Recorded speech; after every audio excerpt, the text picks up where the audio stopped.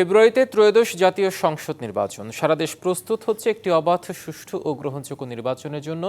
এবং কি ভাবছেন সাধারণ মানুষ থেকে শুরু করে আগামী জনপ্রতিনিধিরা, সে কথা জানাতে ডিবিসি নিউজের ইলেকশন এক্সপ্রেস ছুটে যাচ্ছে সব সংসদীয় আসনে। আজ সারাদিন ছিল সংসদীয় আসন 48, নওগাঁ 3 এবং সংসদীয় আসন 49, নওগাঁ 4 আসনে। তরুণ সমাজ কিন্তু এই আন্দোলনে অংশগ্রহণ করেছিলেন। তাদের একটি চেতনা ছিল, সেই চেতনাটা কি বৈষম্য দূর করা। এই সমাজে যে বৈষম্য বা অসঙ্গতি রয়েছে সেটি দূর করবার জন্য তাদের এই আন্দোলন ছিল। স্বাভাবিকভাবে তাদের এই সেন্টিমেন্টকে ধারণ করতে হবে।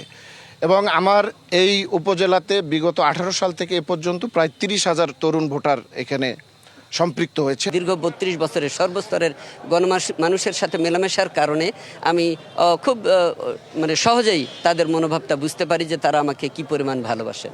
আপনারা জানবেন যে করোনার সময় 2বার আমার করোনা পজিটিভ আমার ছিল, তা সত্ত্বেও আমি জীবনের ঝুঁকি নিয়ে আল্লাহর উপর বিশ্বাস রেখে মানুষের ভালোবাসার টানে মানুষের দুর্যোগকালীন মুহূর্তে মানুষের পাশে ছুটে গিয়েছি। বর্তমান এখনও আমাদের অনেক বাধা বিপত্তি উপেক্ষা করে 3 জন ইউনিয়ন চেয়ারম্যান আছে। মান্দা জামাত ইসলামের মান্দা আমরা জোটের স্বার্থে পরপর কয়েকবার আমরা প্রত্যাহার করি।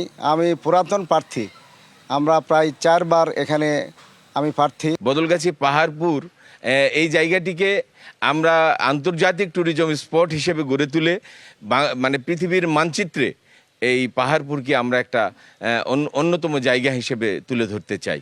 এবং বদলগাছি যে মহদেবপুরে যে কৃষির উৎপাদনগুলো হয়, এই উৎপাদনগুলোকে আমরা যেন কৃষককে ন্যায্য মূল্য দিতে পারি এবং কৃষক যেন সেই জিনিসগুলোকে খুব সহজেই বাজারজাত করে তাদের এই পণ্যের সঠিক মূল্য তারা পান। নতুন প্রজন্মকে তৈরি করার জন্য যে স্টেপগুলো, এটার মধ্যে প্রথম স্টেপ হতে পারে, আমি মনে করি এই আসনের সবচেয়ে বড় একটা প্রবলেম হচ্ছে, এটা সামগ্রিক বাংলাদেশেই, সেটা হচ্ছে মাদক। এই মাদক থেকে নতুন প্রজন্মকে বাঁচাতে হবে। দ্বিতীয় বিষয় হচ্ছে যে শিক্ষাক্ষেত্রে যে প্রপার শিক্ষক নিয়োগ এবং স্কুলগুলো যেন প্রপার হয়। বাংলাদেশ জামায়াতে ইসলামের সারা দেশে যেভাবে কাজে লাগিয়েছে, যে আমাদের অর্থ ব্যবস্থার ক্ষেত্রে, শিক্ষা ব্যবস্থার ক্ষেত্রে, স্বাস্থ্য ব্যবস্থার ক্ষেত্রে আমাদের যে কর্মসূচিগুলো রয়েছে, ক্ষমতা না এসে এগুলো রয়ে গেছে।